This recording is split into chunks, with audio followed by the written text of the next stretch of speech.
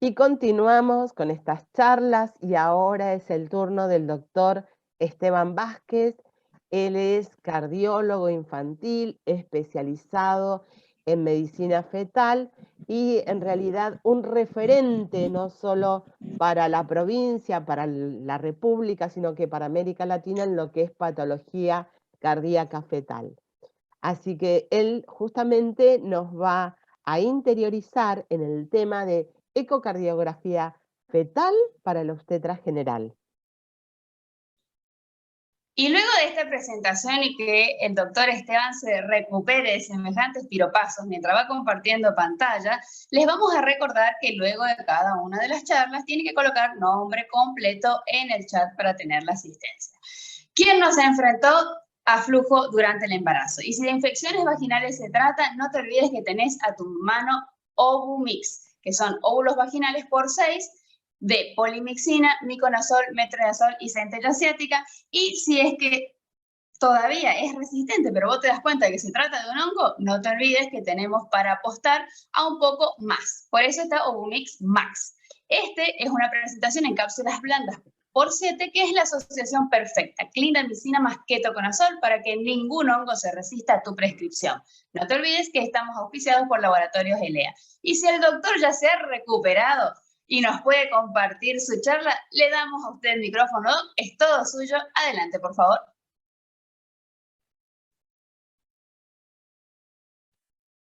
Bienvenidos, gracias por la invitación al curso de actualización en ginecología obstetricia. Abordaré este tema, ecografía fetal para obstetras. La ecografía fetal para obstetras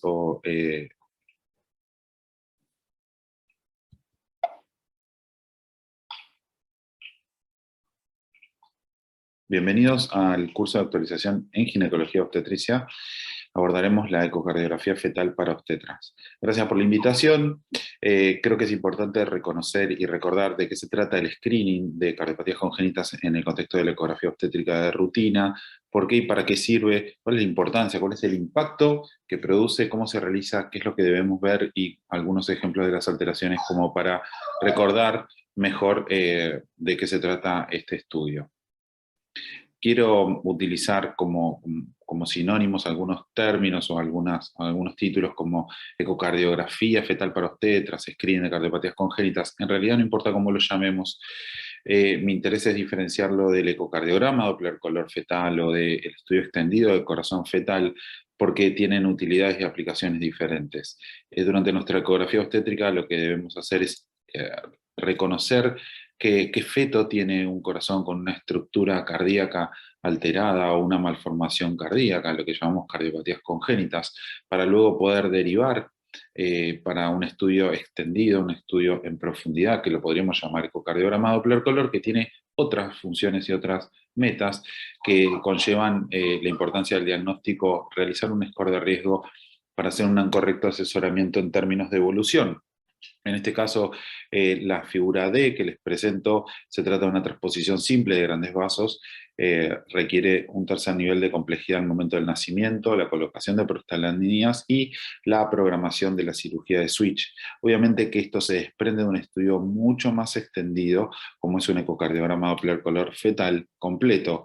Por lo tanto, me voy a abocar pura y específicamente durante esta charla al desarrollo de la ecocardiografía fetal para las obstetras o el screen de cardiopatías congénitas.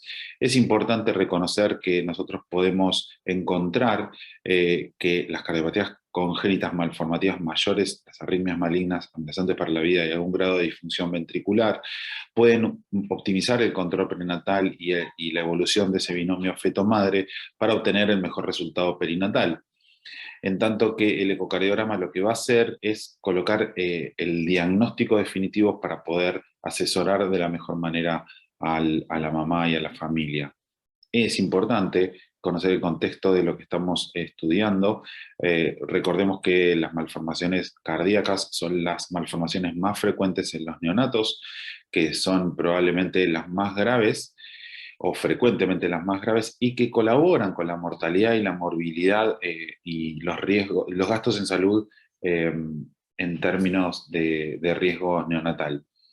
Este esta detección de estas cardiopatías debe ser realizada en la ecografía obstétrica de rutina, y esto nos evitarían traslados de urgencia. Recordemos que el vientre de la madre es la mejor forma de trasladar ese bebé hacia el centro de atención de mayor complejidad. Si clasificamos las cardiopatías congénitas en leves, moderadas y severas, en realidad, en relación al riesgo de vida que conllevan, podríamos decir que el 20% son severas, y estos se presentan en 1 de cada 500 embarazos, las cuales requieren la alta sospecha ecográfica, y para eso necesitamos capacitarnos y formarnos en nuestra ecografía obstétrica de rutina. La tasa de detección prenatal sabemos que sigue siendo baja, hay muchos reportes de por qué lo es. Sabemos que tiene dos defectos muy importantes: que no se identifican las cardiopatías congénitas, y que cuando el corazón es normal es difícil decir que este feto no es portador de una malformación cardíaca. Como recién les mencionaba, hay muchas guías que sí nos brindan cuáles son las guías de realización del estándar del estudio del corazón normal, pero no nos proporcionan información de cómo es la anormalidad o cuándo es incompleto el estudio. Pero es algo de lo que vamos a tratar de desarrollar a lo largo de la charla. Yo voy transmitiendo algunos tips que tienen que ver con el estudio normal, y les voy a tratar de mostrar ejemplos de la alteración de lo que les estoy diciendo. Es importante que sepamos que el nivel de experiencia de los operadores, el entrenamiento, el tiempo y el número de estudios que realizan condicionan el resultado de este estudio. Que tenemos una ineficiente e inadecuada calidad de imagen, muchas veces, que conlleva a errores diagnósticos o falta de errores diagnósticos. El estudio incompleto es otra de las causas que producen la falta de diagnóstico o pesquisa de las cardiopatías congénitas, y las variables de visualización, que muchas veces no tienen que ver con el operador. Pero hablando estrictamente del ecografista, debemos conocer que a medida que aumenta la tasa de experiencia, la capacidad de detección aumenta, según algunos reportes, y otros afirman que a medida que nosotros nos adherimos a un estudio completo, o que puede estar realizado a través de puede estar basado a través de un checklist, vamos a mejorar nuestra capacidad de detección prenatal de las cardiopatías congénitas. Y el screening debe ser universal. Recordemos que desde que la mamá queda embarazada, la posibilidad estadística de que tenga un hijo con cardiopatía congénita severa, que es la que tenemos que encontrar, es 1 en 500, que los operadores necesitamos entrenamiento permanente, acondicionarnos equipos ultrasonográficos y conocerlos, que el momento oportuno para la pesquisa es cualquier edad, desde el primer trimestre y hasta en la última ecografía debemos hacer el intento de evaluar el corazón, que la adhesión a un checklist completo va a mejorar nuestra capacidad de detección de estas cardiopatías, y diferenciar esto, ¿no?, lo que es el screening de un estudio cardíaco avanzado. Por lo tanto, yo les sugiero que se pregunten esto: si veo todo lo que debo ver durante mi estudio del corazón, si estoy seguro, si no, o si no estoy seguro, y eso pueden ser motivos de tranquilidad o de derivación hacia un estudio de mayor complejidad. Realmente, los aspectos que tocan de cerca los determinantes de los resultados de nuestros screening de cardiopatías congénitas son muchos. Algunos tienen relación al equipo de ultrasonido, algunos a las variables de visualización, pero me voy a centrar en los operadores y recordarles o repetirle que uno necesita entrenamiento obstétrico y necesita una capacitación continua, que necesita recibir supervisión y control de calidad de nuestros estudios para mejorar esa curva de aprendizaje. El screening se realiza básicamente con cortes axiales, como vamos a ver. La rigurosidad del corte, esto condiciona significativamente a medida que nosotros desarrollamos nuestra capacidad de realizar cortes axiales, que es de esa manera que realizamos el correcto screening, vamos a mejorar nuestros resultados. El checklist ya lo mencioné, pero resalté la conducta visual anticipatoria que le voy a ir mostrando de qué se trata en cada uno de los plazos. El Doppler color empieza a ser mandatorio y no opcional para el screening de cardiopatías congénitas. También les voy a mostrar algunos ejemplos, y a medida que aumenta la edad gestacional, la posibilidad de la pesquisa es mayor. Por eso no abandonemos cada oportunidad que tengamos la mamá embarazada acostada en la camilla de mirar el corazón. Hay muchas guías que nos dicen de qué manera podemos realizar el estudio del screening del corazón de del feto, y realmente uno puede utilizar la que quiera, son casi todas muy completas, pero voy a intentar, más que mostrarles qué es lo que hay que ver, porque eso está escrito y está al alcance de todos, cómo se realiza o cuáles son algunos de los tips que nos conviene tener en cuenta a la hora de evaluar el corazón. En primer lugar, repasar y recordar que hacemos el screening de cardiopatías congénitas a través de los cortes axiales, y los cortes básicos fueron los que escribió Yagel ya hace un tiempo, aunque en las últimas actualizaciones se han incorporado algunos cortes. Podemos recordar que el traverso abdominal sirve para determinar el situs, que cuando barremos hacia 4 cámaras hay varios puntos que tenemos que evaluar, como la posición del corazón, la relación cardiotorácica, el número de cavidades, la simetría de cavidades y la cruz.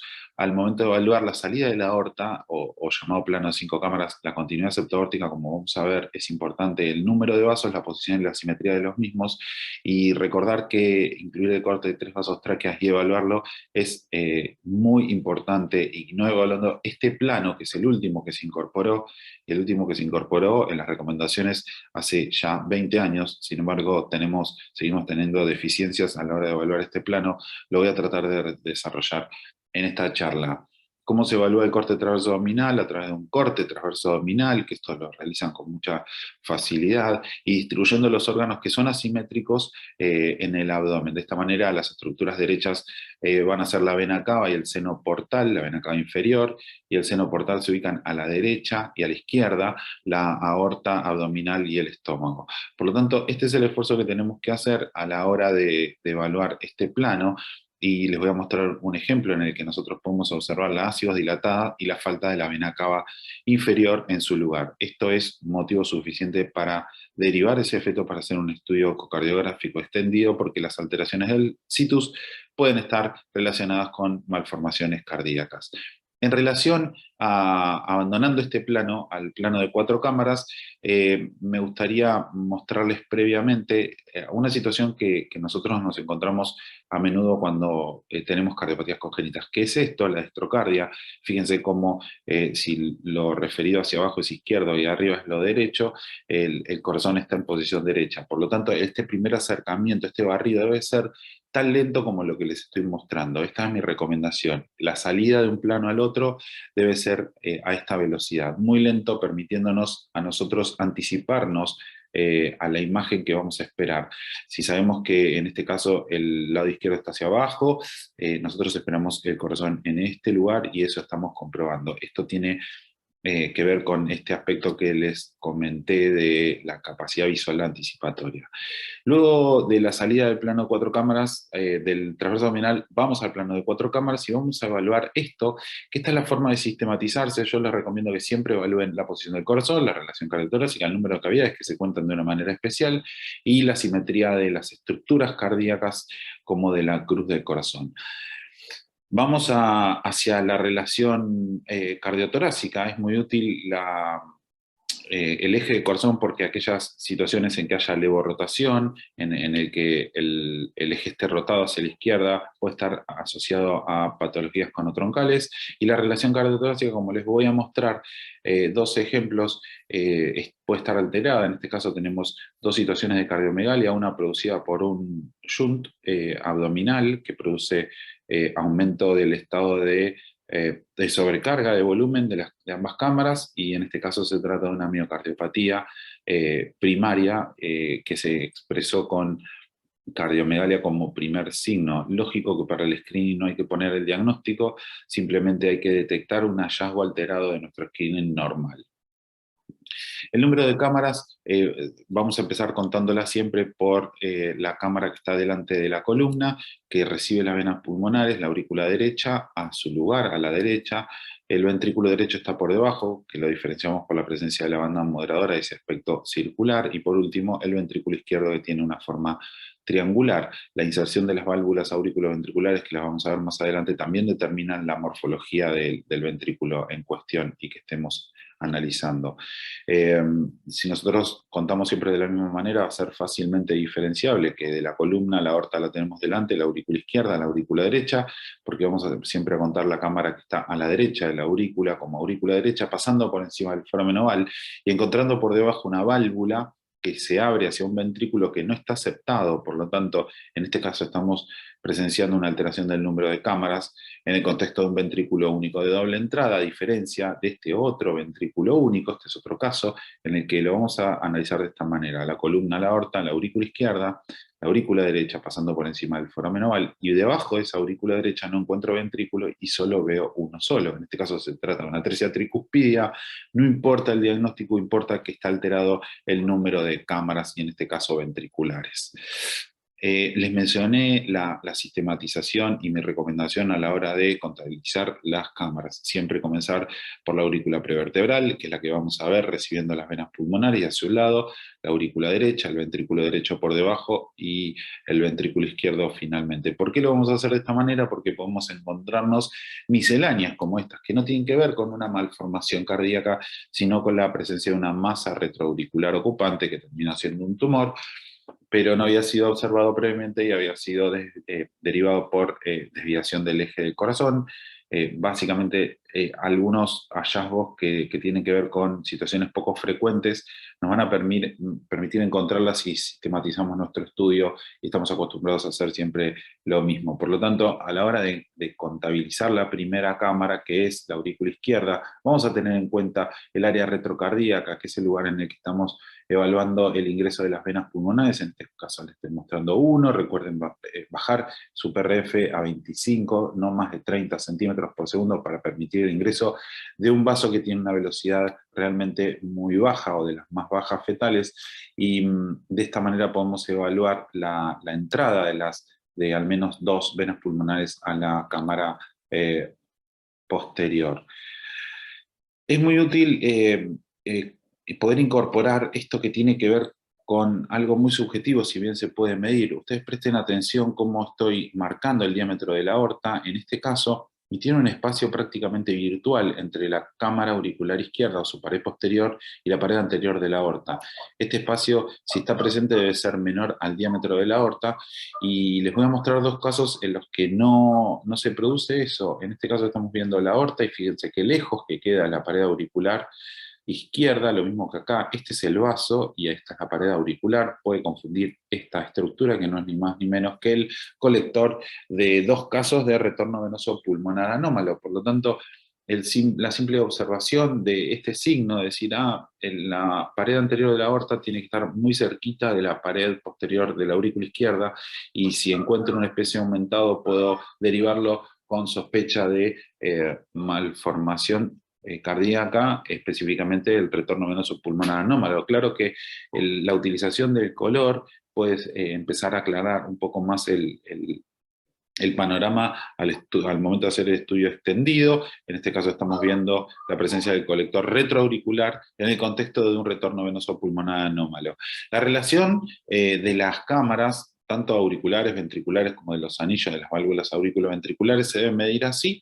Se deben relacionar los ventrículos entre sí, los anillos de las válvulas auriculoventriculares y por último de las aurículas entre sí. Recordemos que esta relación es 1 durante el primer trimestre, que el lado derecho, a partir del segundo trimestre y del tercer trimestre en especial, se empieza a mostrar dominante, producto de la fisiología cardíaca fetal, pero podemos permitirle que el segundo trimestre puede ser hasta 1.3 veces a 1, y en este caso hasta 1.5 veces a 1. Acá está invertido, les pido disculpas, pero el lado derecho en el tercer trimestre puede ser hasta 1.5 veces más grande que el izquierdo. Lo vuelvo a aclarar porque está mal tipeado en la diapositiva.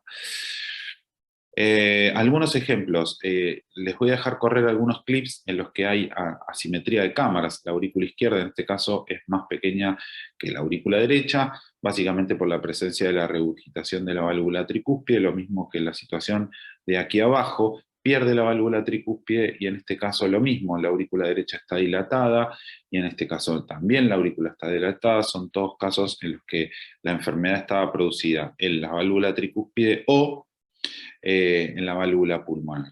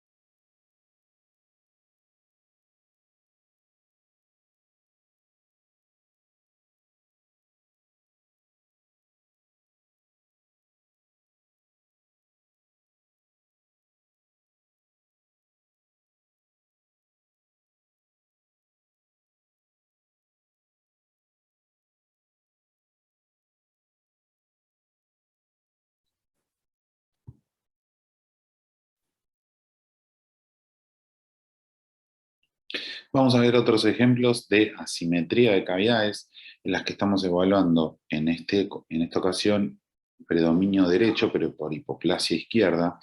Se trata del caso de anomalía de retorno venoso pulmonar, y acá lo que podemos observar es que la aurícula izquierda y la aurícula derecha tienen prácticamente un tamaño similar. De todas maneras, el ventrículo derecho es severamente hipoplásico, también por patología obstructiva derecha. En este caso estamos viendo dos ejemplos de anomalía de Epstein, que es una enfermedad de la válvula tricúspide que se caracteriza por la dominancia de la aurícula derecha. Miren cómo tiene una aurícula derecha severamente dilatada en el contexto de una válvula tricúspide completamente enferma. La cruz del corazón se caracteriza por tener cuatro áreas, 4 segmentos a evaluar: el septum interventricular, la implantación de las válvulas auriculoventriculares, el septum primum y lo que nosotros llamamos el septo atrioventricular. Esto se desprende de la particularidad de que la válvula tricúspide tiene una implantación apical, está más cerca del ápex en comparación de la válvula mitral, y permite imaginariamente poder trazar una aguja desde el ventrículo izquierdo hacia la aurícula derecha, lo cual no podríamos hacer si intentáramos de la manera inversa. Por lo tanto, lo que vamos a evaluar es esto: el septum interventricular, la implantación de las válvulas AB y el septum primum. Esto tiene que estar durante todo el ciclo cardíaco, durante la sístole y la diástole ventricular, y si nosotros intentamos representar esto que estamos viendo aquí, en este caso no lo podemos encontrar. Esto se trata de una patología de la cruz del corazón compatible con un canal auriculoventricular.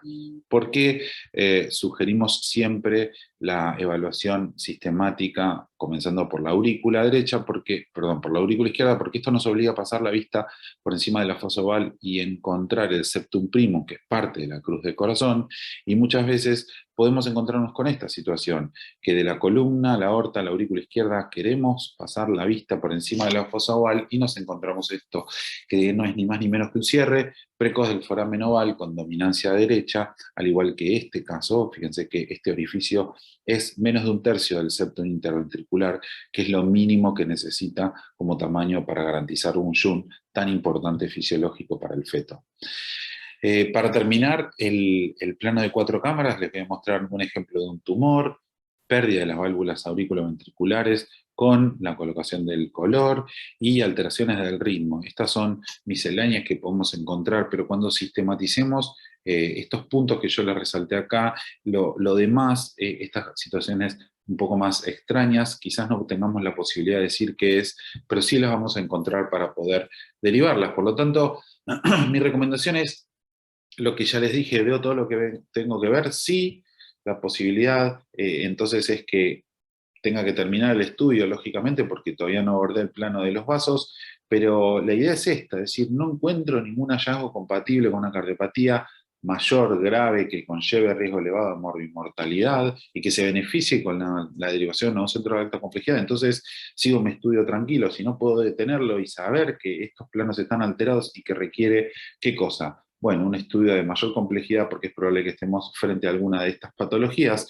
y lo que intento hacer es no enseñar enfermedades cardiológicas ni cardiopatías congénitas, sino transmitir algunos consejos, algunos tips para poder mejorar la detección desde el screening, para poder ser derivado a un estudio extendido del corazón. Vamos a pasar al siguiente plano. Una vez que abandonamos el plano de 4 cámaras, es importante que colocamos nuestra vista para abandonar este plano y salir hacia cefálico en búsqueda de el movimiento de la válvula aórtica y la evaluación de la continuidad septoórtica de la manera siguiente. En esto se incorpora este concepto importante de la conducta visual anticipatoria. Debemos colocar nuestra vista sobre la cruz del corazón, porque ese es el lugar de implantación de la válvula aórtica al momento de trasladar o de bascular nuestro traductor acecefálico. Ahí lo que estamos observando es cómo caemos de 4 cámaras, donde vemos la cruz del corazón, hacia la salida de la aorta cuando elevamos nuestro traductor hacia el polo cefálico fetal.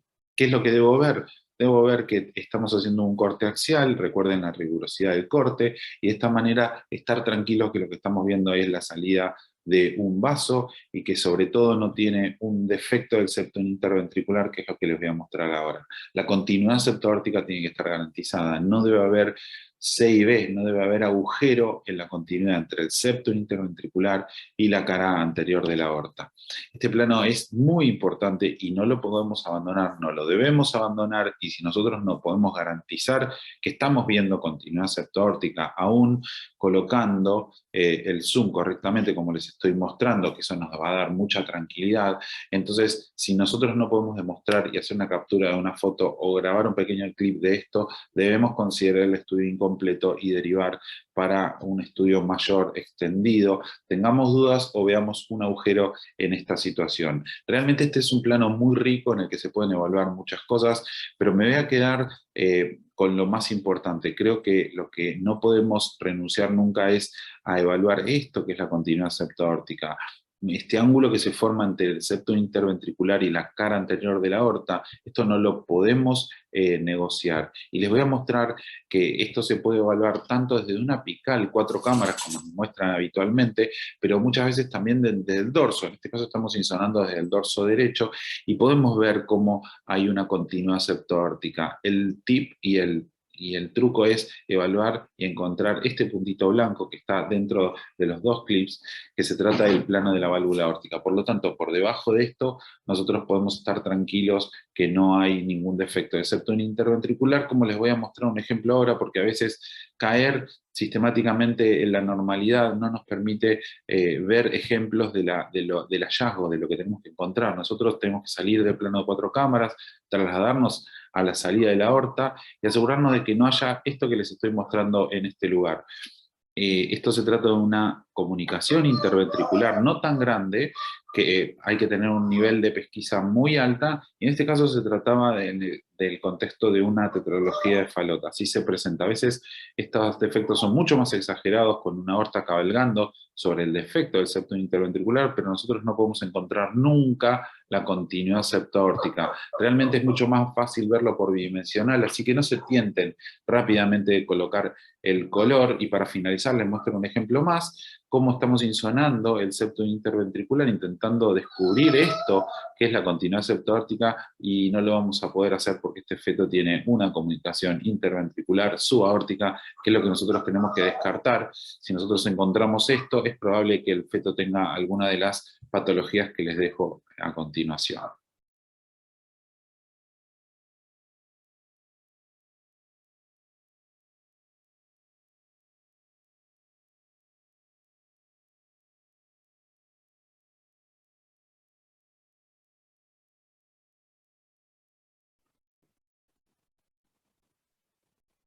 Por último, pasamos al plano de los grandes vasos. Realmente la evaluación de los tractos de salida, tanto del ventrículo izquierdo como del ventrículo derecho, es importante. En este caso, abandonamos el plano de salida de la válvula aórtica, que es lo que llamamos tracto de salida del ventrículo izquierdo, y vamos a abordar el tracto de salida del ventrículo derecho, el corte o el plano de 3 vasos ductus, donde vemos el ductus arterioso, y por último, el plano de 3 vasos tráquea. A la altura de la salida de la válvula pulmonar, lo que podemos evaluar es lo que llamamos el infundíbulo del ventrículo derecho, en posición retroesternal, del cual podemos visualizar la válvula pulmonar, que se ve y se deja de ver de acuerdo al momento del ciclo cardíaco. Durante la sístole se abre, se pega a las paredes del tronco de la arteria pulmonar y deja de visualizarse. En el momento de la diástole ventricular se ve en el centro. Esto es un dato importante a la hora de evaluar la permeabilidad de la válvula pulmonar. A su vez, este tronco toma la división en ambas ramas, dejando a la arteria aorta en su porción ascendente central y del lado derecho a la vena cava superior. Cuando evaluamos el plano siguiente, en planos cefálicos, a eso me estoy refiriendo, debemos evaluar este plano, que se trata del plano de 3 vasos ductus. Así fue llamado porque es la porción en la que se ve la unión del tronco de la arteria pulmonar uniéndose a través del ductus arterioso a la aorta ascendente, dejando nuevamente la aorta ascendente, la porción central, y la vena cava a su derecha. Por último, el siguiente plano es cuando seguimos basculando hacia cefálico y encontramos la unión de la porción ascendente de la aorta con la aorta descendente, formando un plano en forma de doble arco arterial, que no es ni más ni menos que de izquierda a derecha y de anterior a posterior. El tronco de la arteria pulmonar en continuidad con el ductus arterioso es la misma porción, en la porción más cefálica, sería en el techo del mismo, uniéndose hacia la aorta descendente en forma de V con el arco aórtico. Y esto es lo que debemos evaluar. El flujo de estos dos arcos deben estar presentes de forma anterógrada, y también es útil evaluar la posición, la lateralidad y la simetría de los vasos. Esto es lo que vamos a desarrollar, pero previamente voy a utilizar nuevamente el recurso de la conducta visual anticipatoria. Al salir de este, que es el plano de 5 cámaras, donde vemos el septum interventricular, acá vemos el plano de la válvula aórtica, esto que ustedes ven acá es la unión de las valvas de la válvula aórtica en el centro del vaso, y están viendo la cara anterior de la aorta. Vamos a poner nuestra vista aquí, en el tracto de salida del ventrículo derecho, para poder previsualizar esto. Este es el vaso que tiene, esta es la porción del ventrículo derecho que tiene dar lugar a la salida de la válvula pulmonar y del tronco de la arteria pulmonar. Viendo esto. Esta es la capacidad anticipatoria, la posibilidad, esa conducta que tenemos que tener. Pero no quiero dejar de utilizar un esquema que diseñó, y voy a utilizar el original de alguien que fue una persona importante para mí, que fue Pedro Weisburg. Para mí fue un gran maestro y un gran profesor y un gran amigo, en el que él trataba de ejemplificarlo con un dibujo y un esquema, y decía, bueno, el tronco de la arteria pulmonar corre por el hemitórax izquierdo de adelante hacia atrás, de esta forma, nace del ventrículo derecho, se dirige hacia atrás en el hemitórax izquierdo. Este es un plano axial, izquierdo arriba, derecho abajo, posterior en la señal de la columna. La aorta, que se ubica hacia el centro del tórax, la vamos a cortar en un plano axial en su porción ascendente, por lo tanto la vamos a ver redondeada. Y por último, la vena cava superior en un eje corto también, pero ya en el hemitórax derecho. Por lo tanto, si analizamos en un clip, deberíamos esperar siempre algo de esta manera. ¿Y cómo lo debemos evaluar? Lo debemos evaluar de la siguiente forma. Tenemos que utilizar nuestros recursos para contabilizar el número de vasos, el tronco de la arteria pulmonar elongada de adelante hacia atrás, la aorta en el centro, la cava a la derecha. Debemos contabilizar estos 3 vasos, no debe haber ni 2 ni 4, debe haber 3 vasos. La posición y distribución, la pulmonar a la izquierda, la aorta en el centro, la cava a la derecha. Y la relación de los vasos entre sí. La pulmonar tiene que ser más grande que la aorta, y la aorta tiene que ser más grande que la cava. Si alguno de estos 3 tips están alterados, entonces el feto debe ser derivado para evaluar con examen extendido el corazón de ese bebé. Por lo tanto, recordemos, el tronco de la arteria pulmonar está en el hemitórax izquierdo en un eje largo, es más grande que la arteria aorta que está en el centro, y esta es más grande que la vena cava que está siempre a la derecha. El ductus arterioso es esta estructura arterial que une el tronco de la arteria pulmonar con la aorta descendente. Por lo tanto, a esto se le denomina 3 vasos ductus. Esta es la distensión entre el plano de 3 vasos habitual que describimos, donde vemos la bifurcación del tronco de la arteria pulmonar en sus 2 ramas. Recuerden que el plano en el que vemos la división del tronco de la arteria pulmonar y las ramas pulmonares sería un plano intermedio entre la salida de la aorta y el plano de 3 vasos ductus.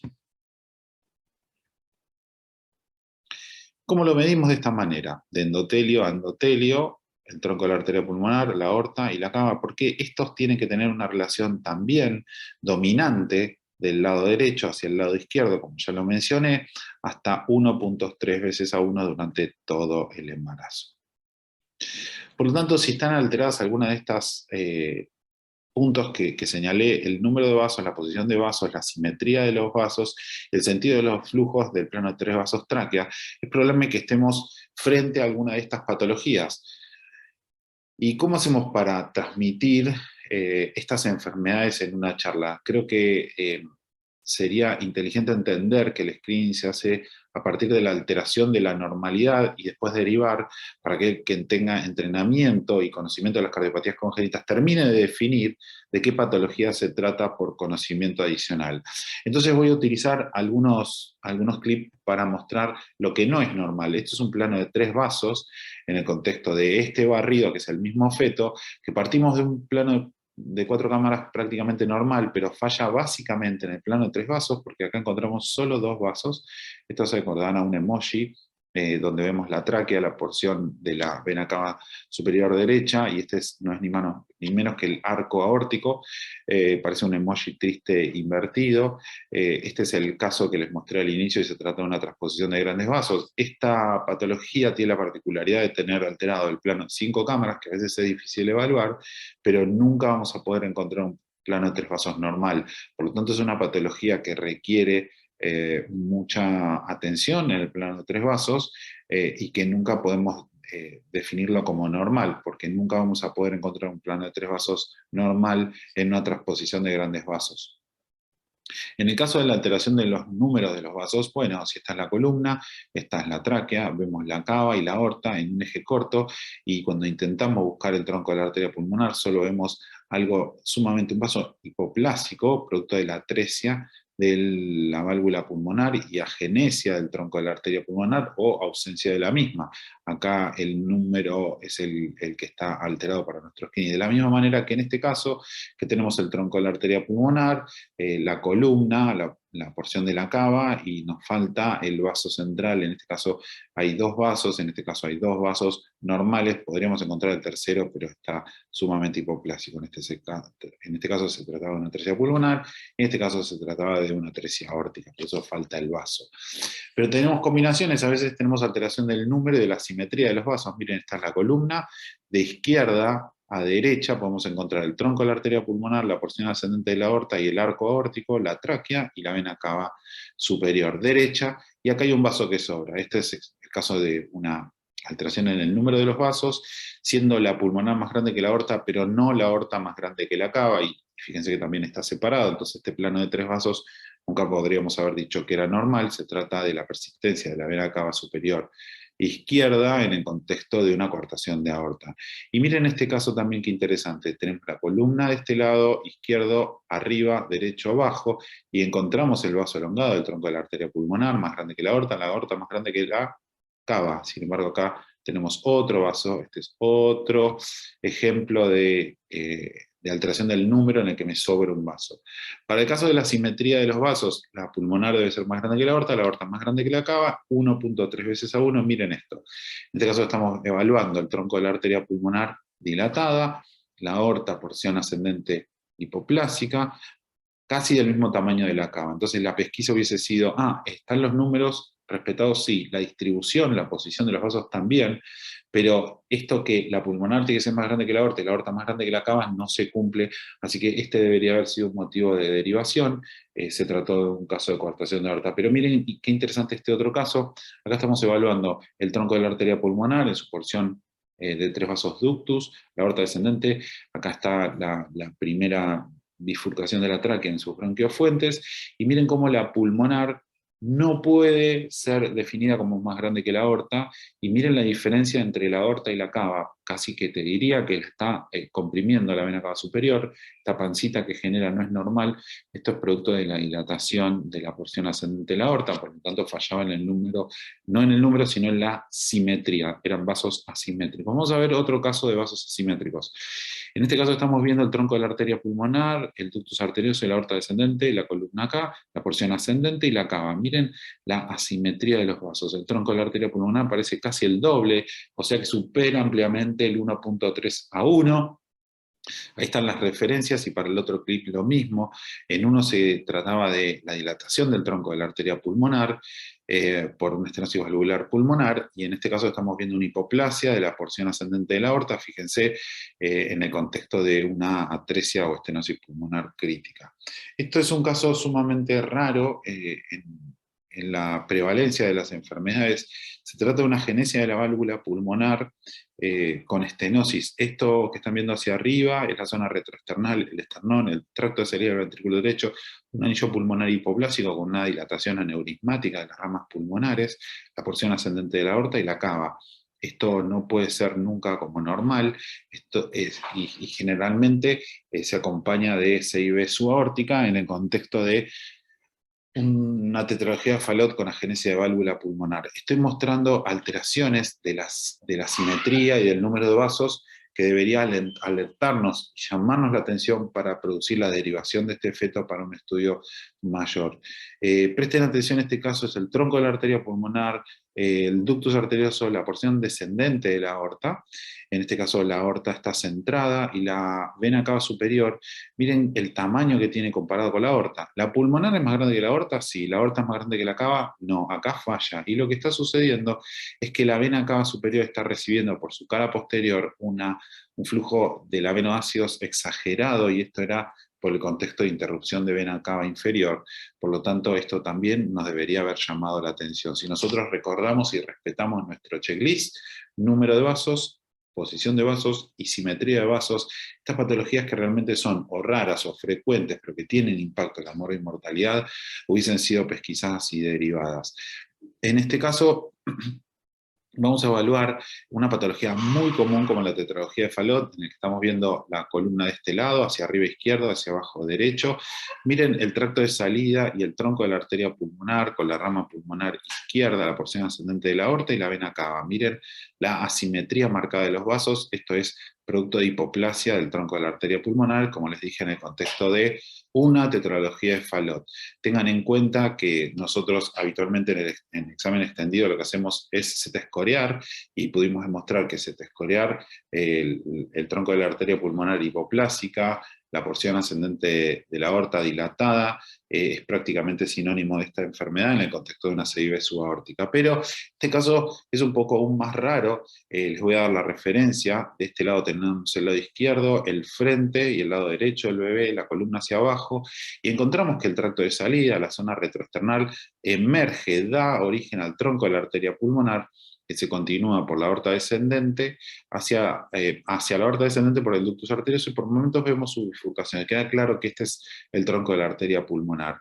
A su lado derecho cumple con la porción ascendente de la aorta, y la posición de la vena cava debería estar a la derecha, acá. Sin embargo, no solo no está, sino que tiene presencia de vena cava superior izquierda. Esto es una alteración de la posición de los vasos. Entonces, con estas tres puntos a evaluar, el número, la distribución y la simetría de los vasos, podemos hacer detecciones de patología sin saber de qué se trata, pero sí cuidando de ese bebé. Y vamos al último plano, que no por ser último es poco importante. De hecho, creo que es uno de los planos más importantes, creo que es el que menos se tiene en cuenta, el que menos se evalúa, pero tiene muchísimo rédito a la hora de encontrar patología ductus dependiente.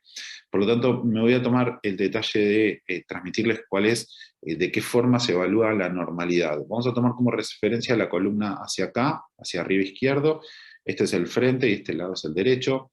El tronco de la arteria pulmonar emerge de la zona retroesternal, esta es la válvula pulmonar, este es el tronco de la arteria pulmonar. En su lado izquierdo, hacia el centro, la porción ascendente de la aorta se va a unir con la porción descendente de la aorta a través de lo que es el arco aórtico, y aquí vamos a ver la vena cava superior. En este plano es en el que encontramos la tráquea, que le da nombre al plano, 3 vasos tráquea. Estas es las referencias como para que las tengan en cuenta. Lo importante de evaluar esto es presencia de vasos, lateralidad y tamaño. Pero después le tenemos que poner el color y asegurarnos que tenga flujo anterógrafo, que es lo que vamos a ver ahora.